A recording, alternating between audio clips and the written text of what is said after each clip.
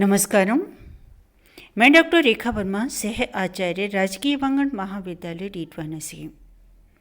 आज का मेरा विषय है बीए द्वितीय वर्ष के हिंदी साहित्य के प्रथम प्रश्न पत्र का। आज हम बात करते हैं केशव के प्रकृति चित्रण की, अर्थात केशव के साहित्य के सौंदर्य के और भावुकता के जो उन्होंने चित्रण किया है उसका आज हम विस्तार से वर्णन करते हैं। प्रकृति वर्णन भारतीय काव्य साहित्य का एक आवश्यक एवं अपरिहार्य तत्व रहा है। संस्कृत साहित्य का प्राचीनतम महाकाव्य रामायण तो प्रकृति के उन्मुक्त अंचल में ही लिखा गया था। कालिदास, भवभूति आदि प्रकृति प्रेमी कवियों की कृतियों में भी प्रकृति का ही बड़ा ही सजीव और मनोहारी वर्णन हुआ है। प्रकृति के चमत्कारिक और अलंकारिक वर्णन करने के लिए माघ और श्रीहर्ष विश्व विख्यात हैं। आचार्य केशव ने भी अपने प्रकृति वर्णन में इन्हीं दो महाकवियों से प्रेरणा प्राप्त की है और अपने प्रकृति चित्रण के लिए उन्होंने समूचे संस्कृत साहित्य को ही आदर्श माना है। रामचंद्रिका के प्रथम प्रकाश में अयोध्या और उसकी वाटिकाओं का वर्णन, तृतीय प्रकाश में तपोवन का वर्णन, पंचम प्रकाश में सूर्योदय का वर्णन, 11वीं प्रकाश में पंचवटी वन वर्णन, 13वीं प्रकाश में वर्षा वर्णन, शरद वर्णन, मुद्रिका वर्णन, 20वीं प्रकाश में त्रिवेणी वर्णन, भरद्वाज आश्रम वर्णन, 30वीं प्रकाश में प्रभात वर्णन, वसंत वर्णन, चंद्र वर्णन, 35वीं प्रकाश में सेना वर्णन, युद्ध वर्णन आदि उल्लेखनीय हैं। केशव एक अलंकारवादी कवि थे, अतः उनका प्रकृति चित्रण अलंकारों की भार से दबा हुआ है। दूसरी बात यह है कि वे एक राज दरबारी कवि थे, अतः ग्रामीण क्षेत्रों और वन्य अंचलों में जाकर प्रकृति की मधुरिमा का आस्वादन करने का अवसर उन्हें बहुत ही कम मिला होगा। इसके लिए उनके प्रकृति चित्रणों में प्राचीन परंपरा का अनुकरण मात्र होने के कारण उनमें वह मर्म स्पर्शिता और आकर्षकता नहीं आने पाई है जो कि कालिदास और भवभूति जैसे प्रकृति के पुजारियों के वर्णन में है। पूर्ववर्ती परंपराओं का अनुसरण करते हुए केशव ने भी प्रकृति का विविध रूपों में चित्रण किया है। रामचंद्रिका में यह चित्रण मुख्यतः 4 रूपों में प्राप्त हुआ है। एक अलंकारिक रूप, दूसरा उद्दीपन रूप और तीसरा परिगणन शैली के रूप में और चौथा विमुख प्रतिबिंब रूप में। हम पहला रूप लेते हैं अलंकारिक रूप में। अलंकारिक रूप में तो सभी समाविष्ट हो जाते हैं, लेकिन कई बार ऐसा लगता है कि केशव अपनी प्रकृति चित्रण द्वारा किसी अलंकार विशेष को ही महत्व देना चाहते हैं। जैसे उदाहरण हैं, विषमय यह गोदावरी अमृत तन के फल देत, केशव जीवन हार को दुख असीस हर लेत। इस गोदावरी नदी के चित्रण में कवि की विरोधाभास अलंकार को साध्य बनाने की प्रवृत्ति परिलक्षित होती है। प्रकृति चित्रण यहाँ पर अलंकार का साधन मात्र बनकर रह गया है। इसी प्रकार अवधपुरी में उड़ती हुई पताकाओं के वर्णन में उत्प्रेक्षा अलंकार का ही चमत्कार है। बहुवायु बस बारिद बहो रही, अरुचि दामनी दुति मनो।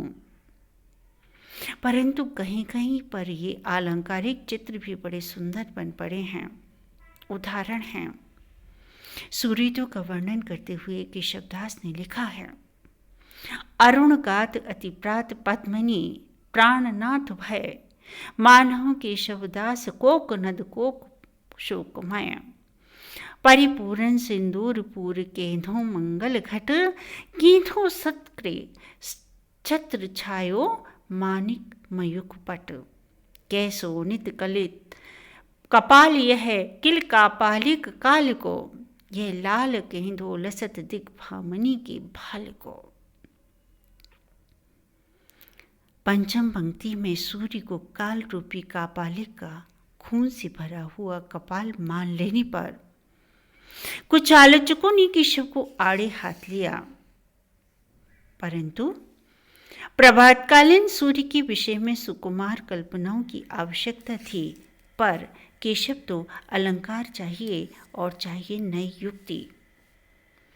यद्यपि यह कल्पना सर्वथा सदोष नहीं है, क्योंकि छंद से पहले वे सूर्य के हितकारी और अहितकारी दोनों पक्षों का दर्शा चुके हैं। सर्वथा स्पष्ट हो जाता है कि केशव सूर्य को सुंदर और भयंकर दोनों बतलाना चाहते हैं।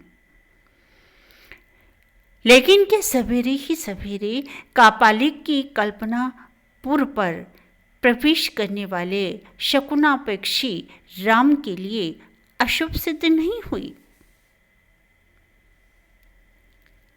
दूसरा रूप है उद्दीपन रूप में। प्रकृति के उद्दीपन रूप का चित्रण राम और सीता के वियोग के प्रसंग में हुआ है। चक्रवाक युगल को देखकर उनसे किया जाने वाला राम का प्रश्न निश्चित रूप से बड़ा ही स्वाभाविक बन पड़ा है।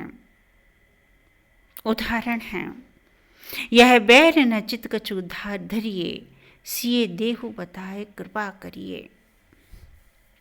सीता के वियोग में राम इतने दुखी हो जाते हैं कि उनका जीवन भी दूभर हो जाता है। वे लक्ष्मण से कहते हैं कि हे लक्ष्मण, सीता के वियोग में कलहंस, चंद्रमा, खंचन और कमलों को देखकर मैं अब तक इसलिए जीवित था कि मैंने इन्हें सीता की गति, मुख, नेत्र और पैरों के समान मान लिया था, किंतु कराल काल से मेरा यह संतोष भी न देखा गया। उसने वर्षा के बहाने से इन वस्तुओं को भी खोज खोज कर दूर कर दिया। अब प्रिय के वियोग में मेरे प्राण किसका अवलंबन लेके जीवित रहेंगे? उदाहरण है, कलहंस कलानिधि खंचन कंज, कछुदिन केशव देखिए, गति आनन लोचन पायन के, अनुरूपक से मन मान लिए। यह काल कराल तिसोदि सब है, हटके वर्षा मिली दूरी किए, अवधों बिनु प्राण पिया रही हों, कहीं कौन हितु अवलंब हिए। वर्षा को कालिका का रूपक देना भी कम चमत्कारपूर्ण नहीं है। उदाहरण है, वह सुरचाप चारु प्रमुदित प्रयोधर, भूखन अजराए ज्योति तड़ित रलाई है, दूरी करे सुख दुख सुख मालसी की नैन, अमल कमल दलित निकाई है, केशोदास प्रबल करिनुका गमन हर, मुकत सुहंसक सबत सुखदाई है। इस छंद को लेकर भी केशव की कटु आलोचना की गई है। किसी ने लिखा है, इस वर्णन में अलंकार का मोह प्रकृति वर्णन के सिर पर चढ़कर बोल रहा है। तो किसी का कहना है कि केशव के सामने वर्षा काली का भयंकर रूप लाती है। पंडित जगन्नाथ तिवारी का कहना है, यहाँ भी आलोचक महोदय ने इस छंद के प्रकरण की ओर ध्यान नहीं दिया। यह उक्ति विरहोन्मुक्त राम की है। विरही के लिए संपूर्ण कवि परंपरा ने वर्षा को अत्यंत उद्दीपक और भयंकर माना है, और यदि केशव ने भी ऐसा ही किया तो क्या अपराध किया? अपराध कुछ नहीं किया, केवल वर्णन की क्लिष्टता ने इसमें विरही की सहृदयता नहीं आने दी है। अगला रूप है परिगणन शैली के रूप में। परिगणन शैली के रूप में प्रकृति चित्रण रामचंद्रिका में अधिक स्थलों पर हुआ है। इस प्रकार के वर्णनों में दशरथ के वाण, सरोवर, विश्वामित्र की यज्ञ स्थल और राम की वाटिका के वर्णन प्रमुख हैं। इन परिगणनात्मक वर्णनों में भावात्मकता का अभाव है। केवल काव्य शास्त्रीय परंपरा का ही निर्वाह हुआ है। उदाहरण है, शुभ सर शोभ है, मुनिमन लोभ है, सरसिज फूले, अली असरु भूले, जलचर डोले, बहुलक खग बोले। काव्यशास्त्र के अनुसार किसी सरोवर का वर्णन करते समय कमल, भ्रमर, जलचर और तटवासी पक्षियों का वर्णन किया जाना आवश्यक है। उसी परंपरा का यहाँ भी निर्वाह मात्र हुआ है, जिसमें औपचारिकता के अतिरिक्त और कुछ नहीं है। इसी प्रकार विश्वामित्र की यज्ञभूमि का वर्णन करते हुए कवि कहते हैं, तालीस तमाल ताल हिंताल मनोहर, मंजुल बंजुल लकुच बकुल कुल कीर नारियर, एल्या ललित लवंग संग पुंगी फल सो है, सारी सुख कुल कलित चित्त को किल अतिमोह है। विश्वामित्र का आश्रम विहार प्रांत के किसी वन में था, जहाँ एला, लवंग, पुंगी फूल आदि के उपयुक्त जलवायु ही नहीं है। अतः कुछ आलोचकों ने इस अदूरदर्शितापूर्ण वर्णन को लेकर ही कह डाला कि केशव को प्रकृति का ज्ञान ही नहीं था। कहना न होगा कि परिगणन शैली के प्रकृति चित्रण में केवल वर्णनात्मकता ही है, भावात्मकता, हृदय स्पर्शिता, रंजमात भी नहीं है। इसीलिए डॉक्टर श्याम सुंदर दास को कहना पड़ा कि प्राकृतिक असंतुलित सौंदर्य से प्रभावित होने के लिए जिस भावुकता की आवश्यकता होती है, उसका केशव में सर्वथा अभाव है। अगला रूप है प्रकृति चित्रण के रूप में बिंब प्रतिबिंब के रूप में। रामचंद्रिका में ऐसे भी प्रकृति चित्रण मिल जाते हैं जहां कवि ने बिंब ग्रहण कराने की चेष्टा की है। इस प्रकार के वर्णनों में निम्न वर्षा वर्णन है। उदाहरण है, चाहूं दिशा बादल नचे, उज्ज्वल कज्जल की रुचि रचे, दिशि दिशि दमकति दामनी बनी, चक चौंधति लोचन रुचि घनी, गाजत बाजत घनो मृदंग, चातक पिक गायक बहुरंग। दंडकारण का वर्णन है, शोभत दंडक की रुचि बनी, भातिन भातिन सुंदर घनी, सेब बड़े नृप के जनु लसे, श्रीफल भूरि भाग्य जह बसे, बेर भयानक सी अति लगे, अर्क समूह जहाँ जगमगे, नैनन को बहुरूपन ग्रसे, श्री हरि की जनु मूर्ति लसे। श्लेष और मुद्रा अलंकारों के चमत्कार के अतिरिक्त इस वर्णन में भी कई प्रकार सार नहीं हैं। इसी से शुद्ध होकर डॉक्टर पीताम्बर दत्त बड़तवाल ने लिखा, प्रकृति के सौंदर्य से उनका हृदय द्रवीभूत नहीं होता। वह प्रकृति में मनुष्य के सुख दुख के लिए सहानुभूति नहीं पाते, उसमें जीवन का स्पंदन नहीं पाते, परमात्मा का अंतर्हित स्वरूप नहीं देखते। आचार्य रामचंद्र शुक्ल और उनके मतानुयायी लोगों का मत है कि केशव में प्रकृति के लिए कोई आकर्षण नहीं था, पर कहीं कहीं केशव के साथ बड़ा ही पक्षपातपूर्ण व्यवहार हुआ है।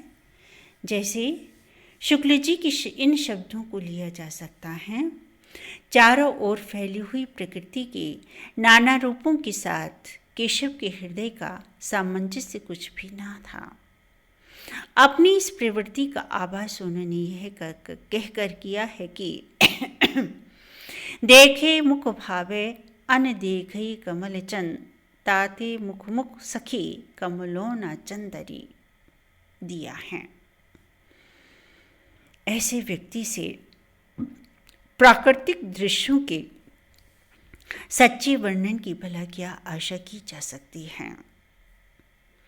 डॉक्टर वर्धवाल ने तो केशव को हृदयहीन कवि ही घोषित कर दिया था, पर यदि गहराई से विचार किया जाए तो यही आएगा कि पंक्तियों में केशव ने एक बहुत बड़े मनोवैज्ञानिक तथ्य को निचोड़ कर रख दिया है।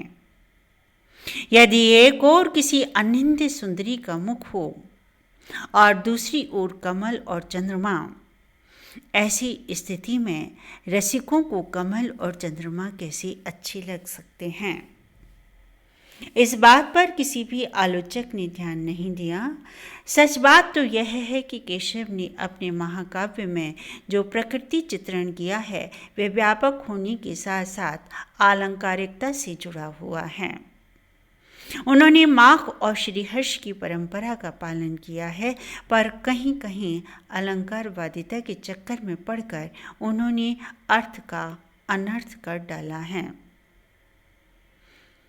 यही कहना होता है कि यदि केशव अलंकारवादिता की ओर ना झुके होते तो उनका प्रकृति चित्रण बहुत सुंदर होता। धन्यवाद।